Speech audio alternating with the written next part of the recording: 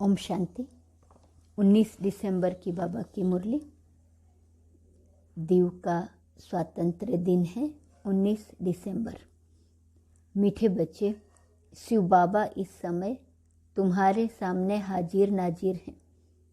तुम्हें पहले यह निश्चय चाहिए कि हमको पढ़ाने वाला स्वयं शिव बाबा है, कोई देहदारी नहीं। प्रश्न, बाप से कौन सा प्रश्न पूछना भी जैसे बाप की इंसल्ट है। उत्तर, बच्चे बाप से पूछते हैं, बाबा आपकी इस तन में पधरामणी कब तक है, वह विनाश कब होगा।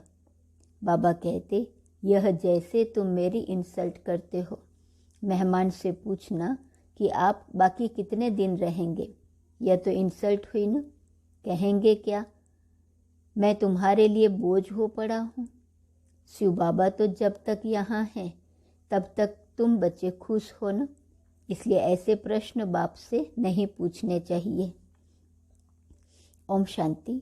बाप बैठकर ब्रह्मा द्वारा अपने बच्चों ब्रह्मा कुमार और ब्रह्मा कुमारियों को समझाते हैं।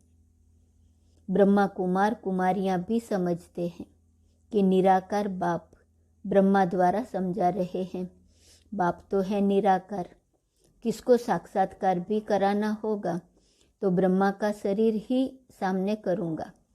अगर खुद का साक्षात्कार कराए तो कोई समझ न सके, वह तो एक बिंदी है। अब जैसे आत्मा स्टार है वैसे परमात्मा भी बिंदी है, यह बुद्धि से समझा जाता है। बल साक्षात्कार हो भी चीज तो वही देखेंगे, और क्या चीज हो सकती है। अक्सर करके बहुतों को ब्रह्मा का साक्षात्कार कराते हैं कि इनके पास जाओ, छोटी चीज को कोई समझ न सके। ब्रह्मा द्वारा बाप बैठ समझाते हैं, नॉलेज देते हैं। कहते हैं, बच्चों मैं इस साधारण मनुष्य तन का आधार लेता हूँ। ब्रह्मा तो नामी ग्रामी है, समझेंगे बाबा इसमें है, यह बाबा का रथ है। बाबा नहीं होता तो यह ब्रह्मा भी काहे का, तो यह बीके भी काहे के। बच्चों को नॉलेज मिलती है, तुम समझते हो। यह नॉलेज सिवाय परमपिता परमात्मा के कोई दे नहीं सकते। नॉलेज फुल वह निराकार है, सिवाय ऑर्गन्स के ज्ञान दे कैसे सकते। बच्चों को यह निश्चय हो जाना चाहिए कि इस समय बाबा हाजिर नाजिर हैं। बुद्धि कहती है बाबा इसमें प्रवेश है, जो बैठ नॉलेज देते हैं। उस परमपिता परमात्मा के सिवाय स्वर्ग का वर्षा मिल न सके। तुम बच्चे जानते हो, भक्ति मार्ग में जो भी त्योहार आदि मनाए जाते हैं वो सब इस समय के ही यादगार हैं। शिव जयंती भी इस समय का ही त्योहार है। त्रिमूर्ति शिव परमपिता परमात्मा ब्रह्मा द्वारा स्थापना करते हैं। श्री कृष्ण थोड़े ही नई दुनिया की स्थापना करेंगे। ब्राह्मण कुल चला आता है, उनको यह पता नहीं कि ब्राह्मण सो देवता बन जाते। ब्रह्मा की औलाद तुम ब्राह्मण हो। जो भी मनुष्य मात्र हैं सब धर्म वाले, उन्हों को समझ में आता है कि हमारा ग्रेट ग्रेट ग्रैंडफादर ब्रह्मा है, जिसको आदम बीबी अथवा आदि देव आदि देवी कहते हैं। वह भी शिव बाबा की रचना है। बाबा ने रचना कैसे रची, एडॉप्ट किया, यह है पहले नंबर की बात। अलफ के बाद फिर बे। इन बातों को जो अच्छी रीति समझते हैं वही ऊंच पद पाते हैं। अभी तुम बच्चे समझते हो मनुष्य कितना घोर अंधियारे में है। कल्प पहले भी जब आग लगी थी तब जगे थे, वह सिन फिर होंगी, होना भी जरूर है। दूसरे धर्म वाले इन बातों को समझेंगे नहीं, न पुरुषार्थ करेंगे। सतयुग में तो इतने मनुष्य आ न सके, वहाँ बहुत थोड़े होंगे जो सूर्यवंशी घराने में राज्य करेंगे। सब ड्रामा के बंधन में बांधे हुए हैं। बाप खुद कहते हैं, मैं भी ड्रामा के बंधन में बांधा हुआ हूँ। कोई बात का रिस्पॉन्ड ड्रामा में होगा तो बताऊंगा। ड्रामा का राज अभी थोड़े ही बताऊंगा। मेरे में भी पार्ट नूंदा हुआ है। जैसे इमर्ज होता जाता है तुमको समझाता जाता हूँ। सब कुछ ड्रामा अनुसार ही चलता है, उसमें फ़र्क नहीं पड़ सकता। ड्रामा में नहीं होता तो रिस्पॉन्ड करेंगे नहीं। ऐसे नहीं कि अभी बता दूंगा कि बाकी इतने वर्ष हैं। बाबा से पूछते हैं, बाबा कब तक इस शरीर में मुसाफिरी करेंगे? बताएंगे नहीं। ड्रामा में है नहीं तो क्या कर सकते। ड्रामा में होगा तो बताएंगे। मैं आया ही हूँ तुम बच्चों को पढ़ाने। मैं तुम्हारा बाप भी हूँ। तुम गाते हो, तुम माता पिता, हम बालक तेरे। वही पार्ट बजा रहा हूँ। मेरा फर्ज है तुमको शिक्षा देना। मुझे कहते हैं ज्ञान का सागर, मनुष्य सृष्टि का बीज रूप। चैतन्य बीज तो सब कुछ बताएगा ना। इस झाड़ पर बनियन ट्री का मिसाल दिया जाता है। तुम देखते हो देवी देवता धर्म अभी है नहीं, बाकी सब धर्म है। अभी यह सब खलास हो जाएंगे, फिर अपने समय पर आकर स्थापना करेंगे। मैं देवता धर्म की स्थापना कर रहा हूँ। जब वह धर्म प्रायः लोप है, चित्र है। परंतु यह किसको पता नहीं कि देवी देवता धर्म कब था, कहाँ गुम हो गया। सिर्फ कहेंगे लक्ष्मी नारायण का राज्य था। यह शास्त्र आदि सब भक्ति के लिए है। द्वापर में बैठ ये शास्त्र आदि बनाएंगे। सचखंड में सिर्फ देवता राज्य करते थे। यह है ही झूठ खंड। वहाँ तो कोई भी पाप नहीं होता। अब बाप तुमको पुण्य आत्मा बना रहे हैं। ड्रामा में नूंद है। रावण राज्य में ही भक्ति शास्त्र आदि शुरू होते हैं। यह अनादि ड्रामा शूट हुआ पड़ा है। यह है ही झूठी दुनिया। ईश्वर के लिए भी झूठ ही झूठ बोलते हैं। ईश्वर तो ऊंचते ऊंच है। हम उनसे मिलने चाहते हैं तो जरूर उनसे कुछ मिलता है। बाप से क्या मिलेगा?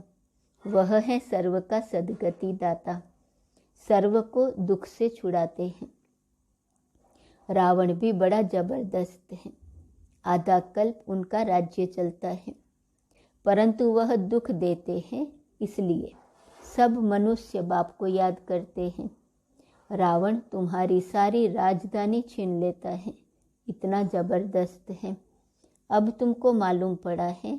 बाप हमको वर्षा देते हैं, रावण श्राप देते हैं। मनुष्यों को यह पता नहीं है कि बाप कब वर्षा देते हैं। श्री कृष्ण का नाम गीता में डालने से गीता को झूठा कर दिया है। बड़े ते बड़ी भूल यह है। यह बाबा भी तो नारायण का पक्का भगत था। गीता पढ़ता था। गीता पढ़ने बगैर कोई काम नहीं करता था। जब साक्षात्कार हुआ, निश्चय हो गया कि बाप हमको यह लक्ष्मी नारायण का वर्षा देते हैं। अभी तो बहुत कुछ समझ में आ गया है। शिव बाबा समझाते रहते हैं। कभी कोई शास्त्र नहीं उठाया, बाबा सुना रहा है। यह भी कहते हैं मैं सुन रहा हूँ। कभी बाबा नहीं है तो यह भी सुनाते हैं। इसमें बाबा है, इसलिए ब्रह्मा का नाम इतना नहीं है। अजमेर में एक मंदिर बनाया है, परंतु कुछ समझते नहीं हैं। श्री कृष्ण को मुरली दी और सरस्वती को सितार दी है। सरस्वती को गॉडेज ऑफ नॉलेज कहा जाता है। गॉड ऑफ नॉलेज ब्रह्मा के बदले श्री कृष्ण को कह दिया है। मुंझ गए हैं। बाप बैठ बच्चों को समझाते हैं। त्रिमूर्ति में श्री कृष्ण तो है नहीं, भल करके हैं परंतु गुप्त। राधे कृष्ण ही लक्ष्मी नारायण बनते हैं। यह भी किसको पता नहीं है कि परमपिता परमात्मा ने समझाया था। अब भी समझाते रहते हैं। साधु संत आदि इस बात को समझ जाए तो यहाँ सबकी भीड़ मच जाए, परंतु ड्रामा में ऐसे भी नहीं है। बाप कहते हैं मैं संगम पर आकर राजयोग सिखाता हूँ। जो पास होते हैं वह सूर्यवंशी बनते हैं, जो फेल होते हैं वह चंद्रवंशी बनते हैं। सूर्यवंशी की प्रजा सूर्यवंशी होंगी, चंद्रवंशी की प्रजा चंद्रवंशी होंगी। तुम बच्चों की बुद्धि में सारे चक्र का ज्ञान है। तुम हो स्वदर्शन चक्रधारी ब्राह्मण। यह है सर्वोत्तम ब्राह्मण कुल। तुम सेवाधारी हो। तुम गुप्त वेश में भारत को योग बल से स्वर्ग बनाते हो। तुम्हारे लिए स्वर्ग जरूर चाहिए।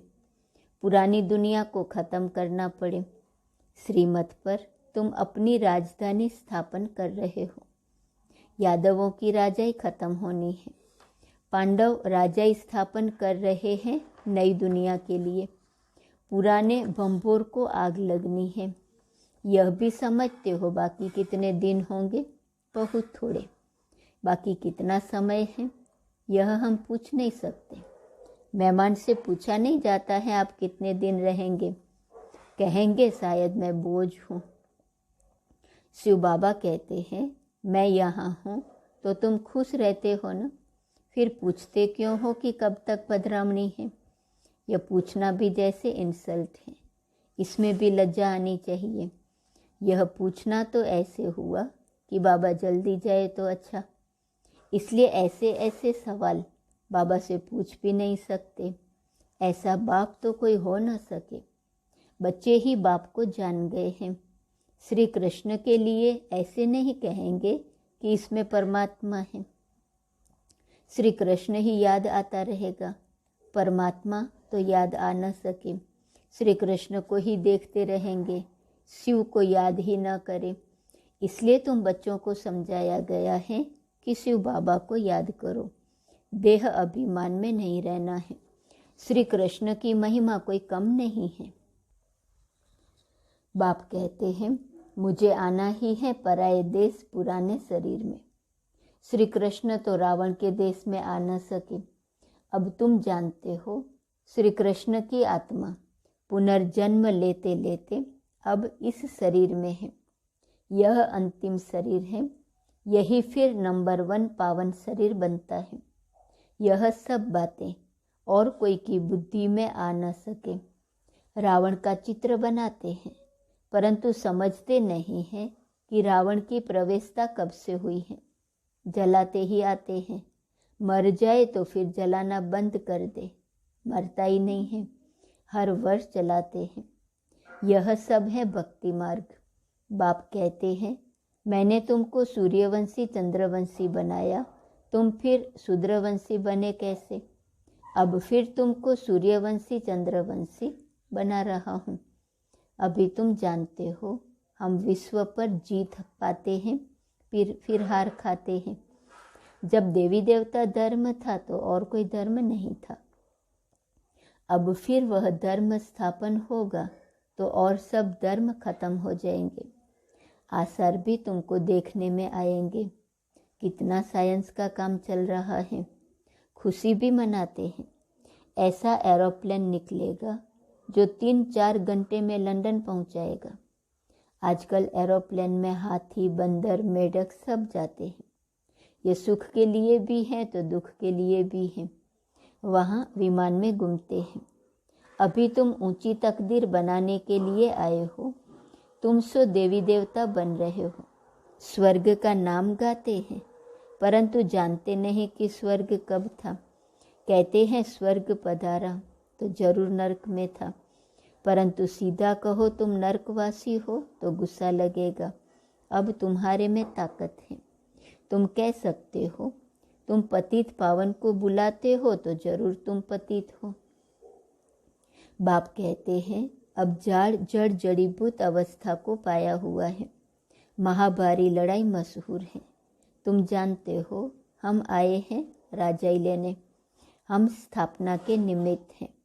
आगे चल यह सन्यासी महात्माएं भी तुम्हारी बात मानेंगे।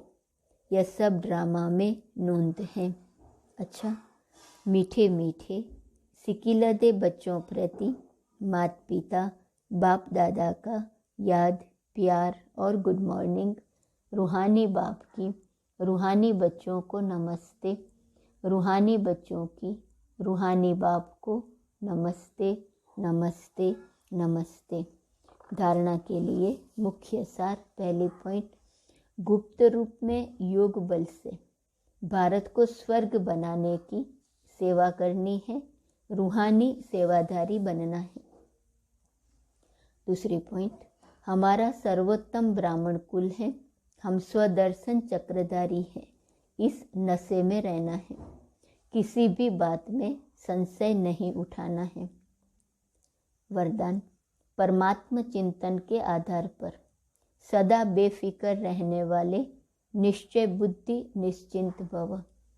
दुनिया वालों को हर कदम में चिंता है और आप बच्चों के हर संकल्प में परमात्म चिंतन है, इसलिए बेफिक्र हो। करावनहार करा रहा है, आप निमित्त बन करने वाले हो। सर्व के सहयोग की अंगुली है, इसलिए हर कार्य सहज और सफल हो रहा है। सब ठीक चल रहा है और चलना ही है। कराने वाला करा रहा है, हमें सिर्फ निमित्त तन मन धन सफल करना है। यही है बेफिक्र निश्चिंत स्थिति।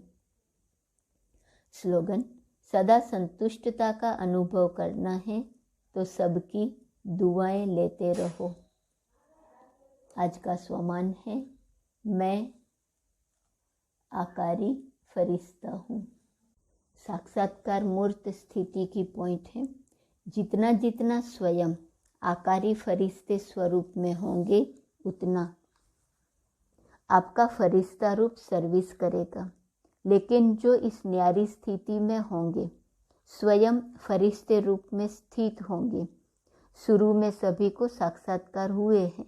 हंगामा जब होगा तो साकार शरीर द्वारा तो कुछ कर नहीं सकेंगे और प्रभाव भी इस सर्विस से पड़ेगा।